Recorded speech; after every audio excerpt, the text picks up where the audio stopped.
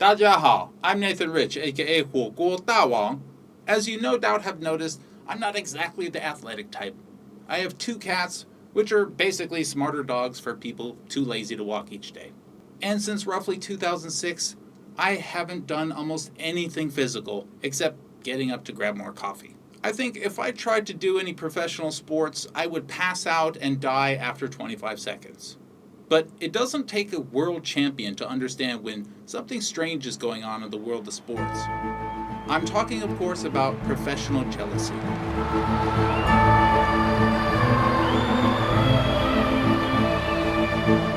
I really don't know what it is about me, but for some reason I get competition and competitive types. Those few things I've tried to do in my life, I've tried to go all the way. And while I haven't succeeded as much as I wanted to, I think I've done a respectable job. But some people are overachievers. Take, for example, my friend AC. When I was a homeless punk rocker, he was already a professional bodybuilder. Later, he got his PhD. He's also a musician. You know this kind of person. He's a master of several things. But there's another type of person out there. Someone with that same level of mastery, but a single-track mind. They focus on one single area. These are the people we all know, the champions. They're not gods. They're exactly like you or me, but they spend their focus in one area. They make huge sacrifices, and we thank them for it by remembering and honoring them. But like I said, they're just us, and we're not perfect. Because I'm not a real sports fan, I don't really care about which football team is best or what the difference between 2 ice skating techniques is. I only pay attention to those athletes I'm intrigued or entertained by. And the first one I ever really thought about was Mike Tyson in his prime. I don't even care about boxing, but when I was growing up, the guy single-handedly brought the sport back to the mainstream. He was huge, an absolute legend. But he wasn't just known for his boxing skills, as I'm sure you know. He was also known for being an absolute savage. He was intimidating, brutal, and raw. He cursed in interviews, fought people outside the ring, and even had a video game named after him. He was an amazingly entertaining guy with world-class skill. And yet, even with all that success, there were plenty of people out there who thought he was a jerk. And I guess they were right in a way. That can happen to people who are the best at something. I mean, really think about what that could do to your confidence level to know that you do something anyone could do, like boxing, but you are the best in the entire world. Wow. And it's with all these things already in my mind that I read this article today. Is Chinese swimmer Sun Yang a drug cheat or just a jerk? By our friends over at news.com.au, an aspiring writer named Marnie O'Neill. The article is from back in 2016 when it was still extremely unprofessional to write titles like that. Reading about this Sun Yang character gives me a fairly good idea of who he seems to be. This article is pretty strange, a weak hit piece that's all over the place. But the main thrust seems to be that Sun Yang is a jerk, a performance-enhancing drug user, and an all-around bad boy. But to truly understand who Sun is, we have to back it up a bit. When he was 16, he was already an expert swimmer, publicly competing. When he was 17, he won his first international medal. 17! Basically, he's just been dominating since then. When he was 19, he shattered a 10-year-old record. I mean, the record was 10 years old. Not that the record was made by a 10-year-old. You know what I mean. Anyway, he went on to win a gold medal at the Olympics. And, including everything else he did, by the end of 2012, he was the most successful Chinese swimmer in history ever. Him, just a young kid. And you know what happened with this guy who had been becoming world famous since he was a child? He got into some trouble. Who did he kill? No one. He drove without a license and got into a fender bender. I know it's not popular for me to say this, but so what? I mean, I know the level of responsibility is very high for athletes, but he is a person. He screwed up and learned a lesson. Nobody got hurt, but all these articles keep bringing it up like it's noteworthy or something. In 2014, he tested positive to a minor performance-enhancing drug, but it later turned out to have been prescribed to him by a doctor for a weak heart. Now, I know what you're thinking. That sounds like total BS. Obviously, he's just lying. What do I think about it? Well, that's the magic of the sports world. No one has to care what I think about it. That's because there was an actual investigation. The World Anti-Doping Agency reviewed the case and decided that a 3-month ban was sufficient. That's because, as the China Anti-Doping Agency said, Sun proved with sufficient evidence that he did not intend to cheat, which helped reduce his ban to 3 months. What did he say about all this? I have taken many doping tests during years of training and competition, and I had never failed one before. I was shocked and depressed at that time, but at the same time it made me cherish my sporting life even more. I will take it as a lesson and be more careful in the future. Yeah, but what does this have to do with understanding him? Well, take a look at this video. This is what he did after losing a swim the very same year. And by losing, I mean he only got the silver medal.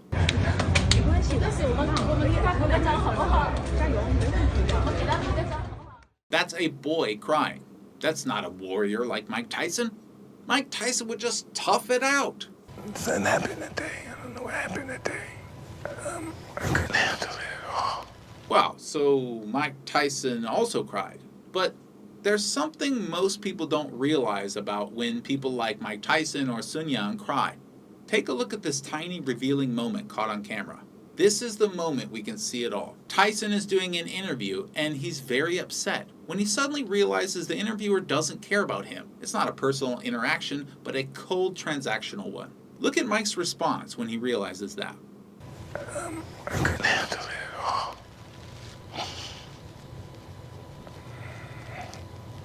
You have to go. Now, you understand, right? Thank you. Thank you, man. You want to take this stuff off?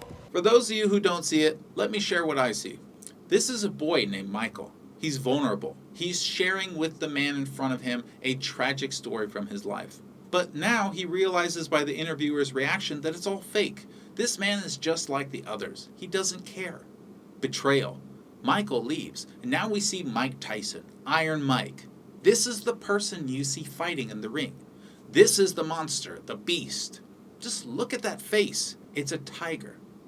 That's the difference between someone like Mike Tyson and another boxer. Normal boxers are sane, healthy, well-balanced individuals who try to box well.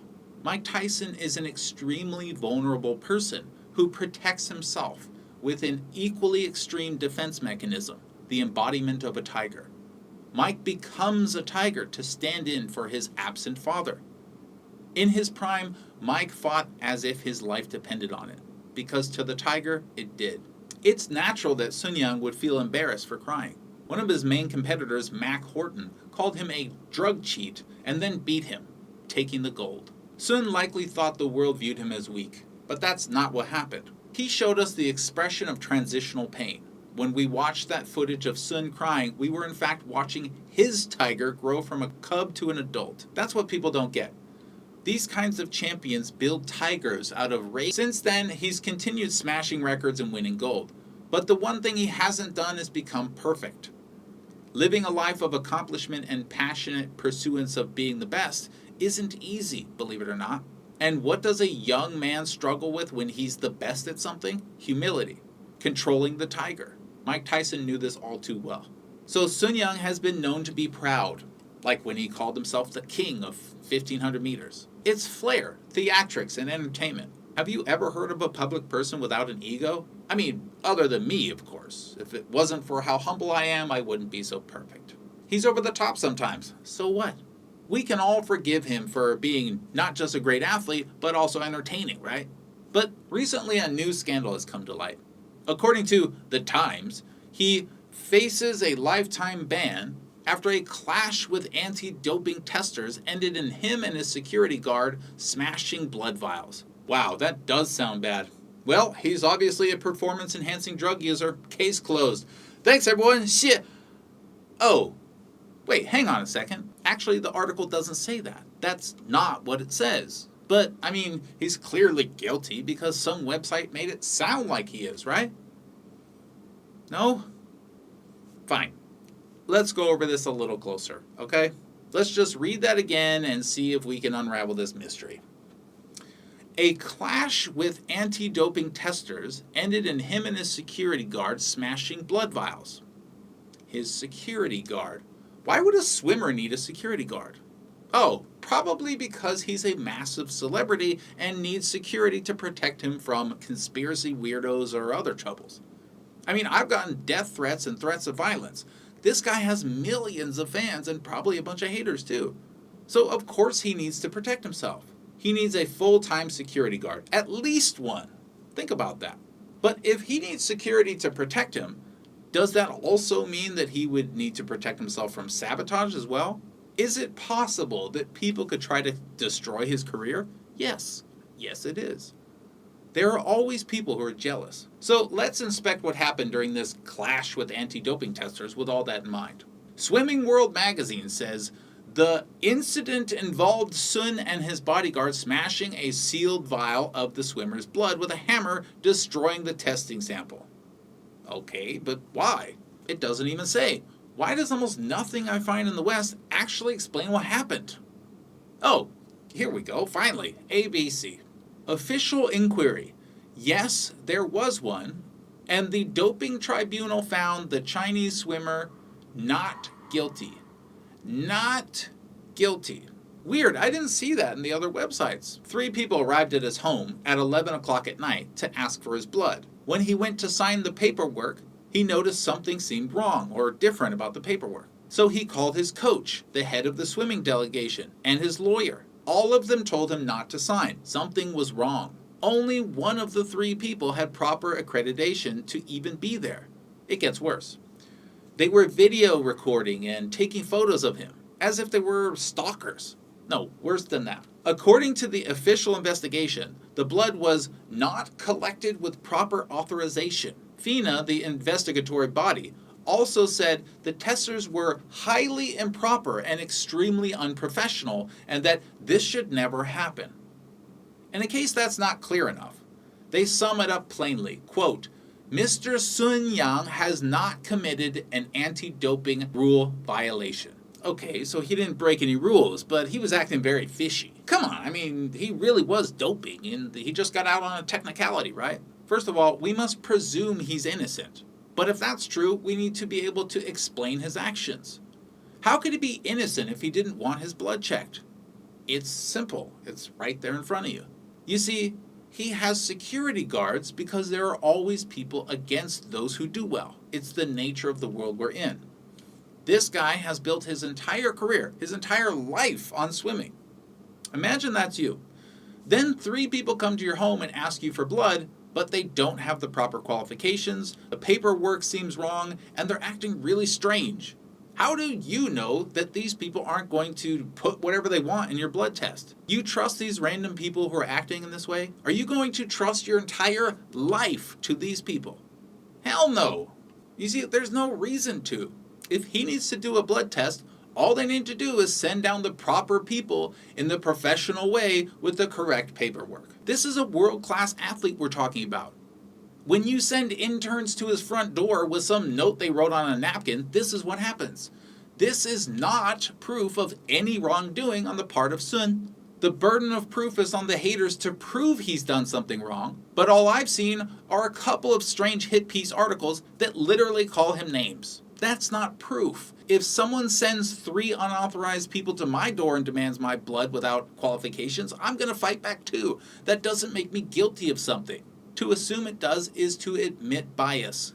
And this is the basis that sore losers like Mack Horton use to repeatedly call Sun names in public. And just look at how other Australians like NBA benchwarmer Andrew Bogut have responded. Okay, that's not right. He's not a bench warmer. Sorry, I got carried away. He tweeted, swimmers who medal versus Sun Yang should break the podiums with hammers. Smiley face.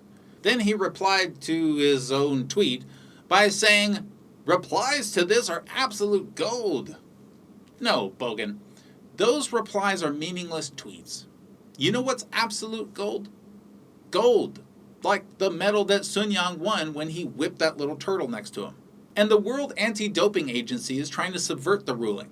Apparently they believe all athletes should be forced to submit blood tests to any random people who show up at their door, no matter how unprepared, unqualified, and unprofessional they are. That is smart. Okay, so we know there's no proof that he's done anything wrong. But, I mean, he's still a jerk, right? Back to our news.com.au article.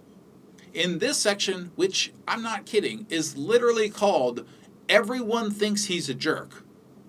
This is what they say. Horton, the same guy who recently got absolutely crushed and refused to face it by standing next to the champion, claimed that Hsin had splashed water on him. Imagine what kind of person you have to be to publicly complain that somebody splashed water on you. And let's look at the footage of Horton losing to China. He can't even look at Hsin. But what's worse, listen to how the commentator describes Horton and Hsin. This is good versus evil. Horton is good. Hsin is evil. Why isn't that the headline? Commentator spells out media perspective. West is good, China is evil. But to be fair, Hsin's demeanor isn't typical of the average Chinese guy walking around. That's probably because he's not typical. He's a champion. Look at how he roars at the loser to his left in this other race. And then he rubs the win in his face. Because in another good versus evil moment, the good guy, according to you, refused to take part in the ceremony. Both of the good guys are breaking rules and assuming the worst in Hsin because of an accusation, not because of any proven guilt. That's not what I call good. So Hsin is loud and in your face, and I'm sure he's going to get yelled at and have to apologize or try to pretend to be more tame. But honestly, I wish more Olympians would get excited. I mean, think about it. If a non-sports person like me is watching, you know something exciting is going on. I still watch what Mike Tyson does to this day, and now I'll be watching Sun Yang too. Alright, so yes, some people could call him a jerk, but I think they don't really get who he is. He's a warrior, a champion, and people are going to have to pull him back his whole entire life. But wait, this is bad. Uh-oh. He assaulted a female swimmer. Damn, he was elbowing and kicking some lady. Yep, it also says that here in Swimming World Magazine. Assault. Well, damn, I thought for sure that... Oh, hang on. What the hell? The coach, quote, conceded that while there were verbal exchanges, there was no physical altercation. Sorry, but getting in an argument is not assault. What is this article? He splashed water on someone and then got into an argument one time? Who cares? Is this professional sports or a kindergarten? You don't like him? Then swim faster than him. Oh, that's right, you can't. Maybe that's where this is all coming from. Professional jealousy. Thanks, everybody. 谢谢.